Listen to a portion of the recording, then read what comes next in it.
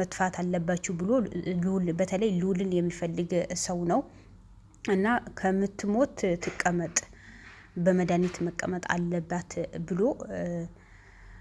ሄዶ አውርተዋት እንዳትናገሪ ካሁን በኋላ ይሄ ምስጢር መጠበቅ አለብሽ ብሎ አስረዳትና የሷ ኃላፊነት ወስዶ ቤቷ እንድትቀመጥ አድርጓት ነበር። ግን ልጅቷን በሄደችበት በሙሉ በጊዜው እሺ ብላ ግን በሄደችበት በሙሉ ያወራች እንደዚህ ሰዎች በመድኃኒት ሞተዋል እንደዚህ ምክንያቱም እሷ ጭንቀት ነው እንደዚህ ራሷ እንድትስት ያደረጋት ያልሆነ ወሬ እንድታወራ ያደረጋት ጭንቀት ነው አለ። ይሄ በሙሉ ምስጢር ያወጣው ደግሞ አበራ የሚባል ያቶ አሸናፊ ጓደኛ ወይስ ይሄ ስራ አብሮ የሚሰሩት ናቸው። ምክንያቱም ይሄ አበራ የሚባለው ሰውየው አብራር የሚባለው ሰውየው በቅርቡ ነው የነስራይን የያዘው። ስለዚህ ይሄ ምስጢር በሙሉ አውጥተዋል እና ወንድሟ እንደምታውቀው እህታችን ሞታለች። ከሞተች 5 አመት ሆኗታል። ስለዚህ መቼም ቢሆን እህታችን ናት አንረሳትም። ስለዚህ የሞተች እህታችን አታንሱብን ብሎ በዛ ቀን ቤታቸው በሄደ ሰዓት ልዑልን ያዙኝ ይቀቁኝ ነው ያሉት ተነበረው ከእህቱም ጋር። በመጨረሻ ደግሞ ሉልን ከቤታቸው እንዲወጣ ነው ሁለታቸውን ገፍትሮ ነው ያወጡት። ግን ዛሬ ሚስጥር በሙሉ አበራ ስለሚያውቅ ፊት ለፊት ተፋጠጡ። ዛሬም ክዶ ነበር። ዛሬም እህቴ ሞታለች፣ እህትህ በህይወት አለች፣ በህይወት እንዳለች አውቃለሁ ሲል ጊዜ ከመሬት ቆፍሬ ላውጣት ወይ እህቴ ከመሬት ቆፍሬ ላውጣት ወይ እንዴት ተገዛ እህቴ ሞታለች ብዬ ሳትሞት ውሸት አወራለሁ። ስለዚህ እህቴ ያርፋለች፣ ሞታለች፣ በሀዘኔ እንደዚህ ያታርጉኝ፣ እንደዚህ ያታንከራቱኝ ብሎ ነው አፉ ሞልቶ የተናገረው ነበረው። በመጨረሻ ግን አበራ መቶ እያንዳንዱ ነገር ምስጢሩ ሲያወጣበት እህቱ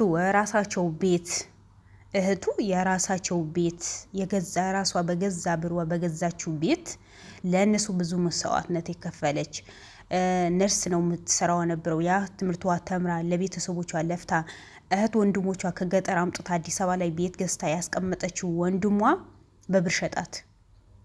እንዴት ብትሉ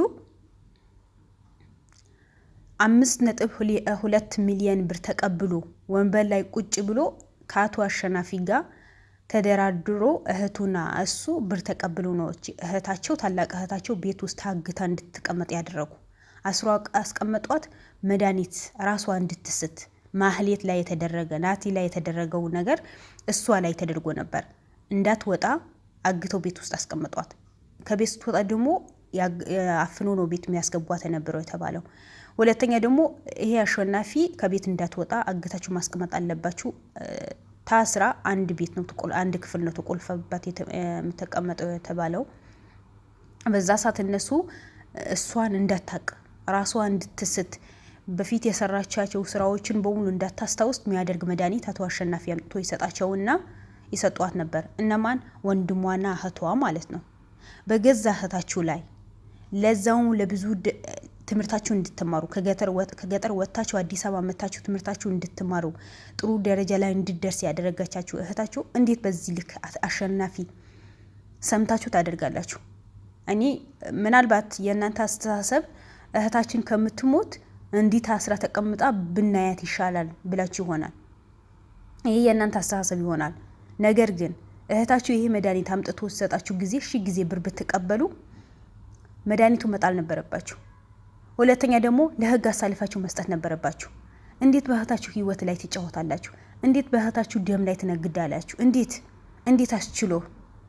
አንተ ስለሽ ወንድ ነህ ልጅ ነህ ልበል፣ ሴት ሆና እንዴት በሴት እህቷ ላይ በገዛ እህቷ ላይ በዚህ ልክ ትጨክናለች? ለብር ብላ ዛሬ ሀገራችን ላይ እኮ ከዚህም በላይ ብር ቢሰጣችሁ እኮ ዋጋ የለውም የሀገራችን ብር። እንዴት በእህታችሁ ላይ በዚህ ልክ ትጨክናላችሁ? ምን አይነት ጭካኔ ቢኖርባችሁ ነው? እህቴ እንዳትሞት ነው ብዬ ነው። ኧረ እና ስለዚህ እህትህ እንዳትሞት መድኃኒት በየቀን የሰጣሃት ለምንድን ነው የካትከው? እህቴ ሞታለች ቆፍሬ ላውጣት ወይ 5 አመቷ ነው ብላችሁ ለምንድን ነው ያወራችሁ? እህትህና አንተ አይ እንደዚህ ነው እህታችን እዛ ቦታ አለች ድረሱላት፣ እስኪ ተባበሩን፣ ለህግና አሳልፋችሁ እንስጥ፣ እኛ ያለን መረጃ እንሰጣለን ብላችሁ እኮ ሉል መቶ ሲጠይቃችሁ እኮ እያንዳንድ መናገር ነበርባችሁ። እናንተ ግን ያ ብር ሊጎልባችሁ ስላልፈለጋችሁ አናቃትን ሞታለች ወደዚህ በዚህ ገባ በዚህ ወጣ ብላችሁ ነው ሉልን ከቤታችሁ አባረራችሁ ያወጣችኋት። ግን እውነት ተደብቆ ስለማይቀር ዛሬ ወጥተዋል እውነቱ። ኧረ ተው፣ ራስ በራሳችን እንተሳሰብ። ተው በገዛ እህታችሁ ላይ በገዛ ዘመዳችሁ ላይ በገዛ ቤተሰባችሁ ላይ በዚህ ልክ ለብር ብላችሁ አትጨክኑ። ወዴት ሄድ ነው? ወዴት ያመረን ነው? እስከ መቼ የምትኖሩበት ዱንያ ነው በቤተሰባችሁ በዚህ ልክ የምትጨክኑት? ህሊና የሚባል ነገር እኮ አለን። ለህሊናችን አንኖርም እንዴ? ፈጣሪያችን አንፈራም እንዴ? ብር የት ያደርሰናል? የትም እኮ አያደርሰንም። እኛ ስንኖር ቤተሰባችን ሲኖር እኛ ጤነኛ ስንሆን እኛ ጥሩ አይምሮ ሲኖር ጥሩ ህሊና ሲኖር ነው እኛ መኖር የምንችለው። ግን ሁሌ ውስጣችን የወቀሰን የራሳችን የወቀሰን ህሊናችን የወቀሰን እኮ መኖር አንችልም። ሰው ልጅ የፈለገ ነገር ቢሰራ የፈለገ ነገር ብር ቢኖረው እኮ ህሊናው ከቆሸሸ ሁሌ ጭንቀት ውስጥ ነው። እህትህ እኮ በሰራችው ወንጀል እኮ ነው ተጨንቃ እንደዚህ 4 አይነት የምታወራው 5 አይነት በሄደችበት በሙሉ የምታወራው እኮ ያ የሰራችው ወንጀል ስለ ጸጸታት እኮ ነው። አየህ ህሊና በዚህ ልክ ይወቅሳል። ስለዚህ አንተ ይሄን ህሊና የሽታው ነው ዛሬ እህታችሁ አናቅም ያላችሁ። ሆነም ቀረ ከነሱ ቤት ከ3 ወር በፊት አውጥቷት ሌላ ቦታ ነው የወሰዳት ቦታ ደግሞ ክፍለ ሀገር ነው። ከአዲስ አበባ አውጥቶ ክፍለ ሀገር ነው የወሰዳት። ቤቱ ማውቀዋለሁ ብሎ ነበር ይዟቸው ከነሉልም ብዙ ሆኖ ሂደው ነበር። ግን እዛ ስትሄድ ጊዜ ይሄ አቶ አሸናፊ የሚባለው ሰውዬው እህቴና ተንከባከቢልኝ ብሎ የሆነ መድኃኒት ተሰጠኝ ተንከባከብኳት ነበር። ከዛሬ 4 ቀን ደግሞ ከዚህ ቤት ይዘው አጠፋ ነው ወጥተዋል ነው ያለችው የተቀመጠባት ሴትዋ። እኔ ስሟ አለም ትሁን ምን ትሆን አላውቅም፣ ግን እሷም እጇ ይኖርባታል። ስለዚህ 4 ቀን ሆኖታል። ከዚህ ይዘዋት ወጥተዋል። የት ሄዱ ምን አላውቅም።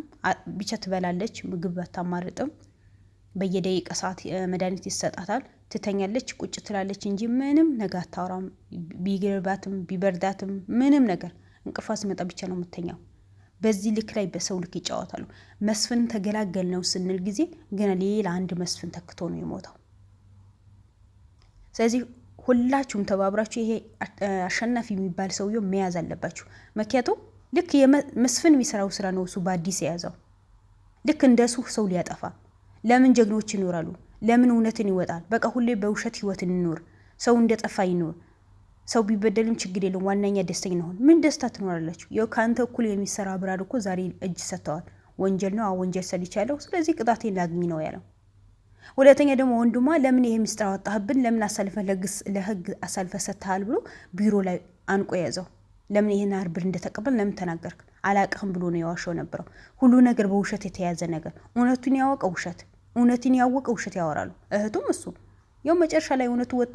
ለስር ነው የምትደረጉት። ግን እናንተ እውነት ለእህታችሁ ብታዝኑ ኖሮ እኮ አንተም ሆነ እህትህ እውነቱን ተናግራችሁ ቢያንስ ቅጣት እኮ ይቀልላችኋል። ሁለተኛ ደግሞ ህሊናችሁ አይወቅሳችሁ። እህታችሁ በዚህ ልክ ወታችሁ ህሊናችሁ እኮ አይወቅሳችሁ። ዛሬ እህታችሁ ላድን የሚል ጀግና ሲመጣ ጊዜ አዎ እሺ እናመሰግናለን፣ አዎ እህታችን ደረስላት፣ እኛ ፈርተን ነው ስለሚገለን እህታችን እንዳትገድልብን ብለን ነው ይህን ያህል መስዋዕትነት የከፈልነው የነበረው። ግን ከአሁን በኋላ እናንተ ከደረሳችሁልን እንደዚህ ነው ብላችሁ ማስረጃ መስጠት ሲገባችሁ እናንተ ብራችሁ እንዳይጎል ብላችሁ እህታችሁ አሳልፋችሁ ሰጥታችኋል። ትላንት ለእናንተ መስዋዕትነት የከፈለች እህት እና ምኑ ነው እህት የምትባለው? ስለምታሰቃያት ነው እህት የምትላት? ሰው እንኳን ባዳ እኮ ልዑል እኮ ማንም አያውቅም። ለባድ እኮ ነው ይህን ያህል የሚለፋው። ይህን ያህል የሚለፋው የሚደክመው የሚወጣው እኮ ባዳ ምንም ማያውቃቸው ሰዎች እኮ ለአንድ ቀን እኮ ማያውቃቸው ሰዎች እኮ ናቸው። ጥሩ ህሊና ስላለው ጥሩ ልቦና ስላለው። ግን አንተ በእህትህ ላይ እንደፈለግ ስትጫወት እንደፈለግ በብር ስትጨፍር ከእህትህ ምንም ህሊና የሚባል ነገር አስተሳሰብ የሚባል ነገር የላችሁ። ግን ዛሬ እውነቱ ስለወጣ ለምን እውነቱ አወጣ? ለምን እህት ያለችበት ቦታ ተናግረህ ብለህ ነው ሰውየው ልትገለው የተነሳው ልታንቀው የተነሳው? ሼ የሚባል ነገር የለም እንዴ?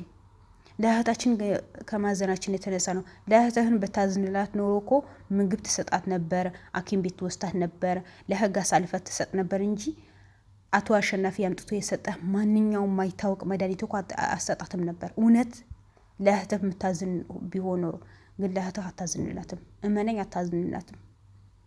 አንተ ያፈቀርከው ብር ነው። አንተ የወደድከው ብር ነው። አንተ እህት ያደረግከው ብርህ ነው። አንተና እህትህ ማለት ነው፣ ታናሽ እህትህ።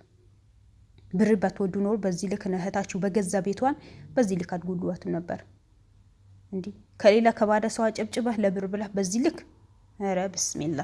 እንግዲህ ምን አይነት አረመኔ ህዝብ እንደሞላ እኔ አላቅም። ብቻ መጨረሻችሁን ህሊናችሁ ይፍረዳችሁ። ለህሊና እረፍት ሲል ሰው ልጅ እኮ ጥሩ ነገር ይሰራል። ግን እናንተ ምንም ህሊና የሚባል ነገር የላችሁም። ለምን? ህሊናችሁ በሙሉ ብር ሸፍኖታል። በቃ በብር ነው ስለምትንቀሳቀሱ። አይምሯችሁ በሙሉ ብርና ብር ብቻ ስለሚያስብ ማለት ነው። ለማንኛውም መጨረሻችሁን አላህ ያሳምርልን። ለእናንተ መጨረሻችሁ አላህ ያሳምርላችሁ። እህታችሁ ተገኝታ ደስተኛ ሆና የምትኖርበት ጊዜ ቅርብ ያድርግልን። አቶ አሸናፊም ደግሞ ለእጁ የሚያገኝበት ጊዜ ቅርብ ያድርግልን እላችኋለሁ። ውድ ቤተሰቦቼ መጥፎ የሚሰሩ ሰዎች በሙሉ ለእጃቸው ማግኘት አለባቸው። ለእጃቸውን ማግኘት አለባቸው። መጥፎ የሚሰሩ ሰዎች በሙሉ እንደፈለጉ መንቀሳቀስ የለባቸውም። ለእጃቸው አግኝተው ቅጣትን አግኝተው ለቅጣታቸውን ይቅርታን መጠየቅ አለባቸው ለማህበረሰቡ። እና ሉል ጀግናችን በርታ፣ ወደፊት እንጂ ወደ ኋላ የሚባል ነገር የለም። ሰላም አለይኩም ወራህመቱላሂ ወበረካቱ። ያ ጀማ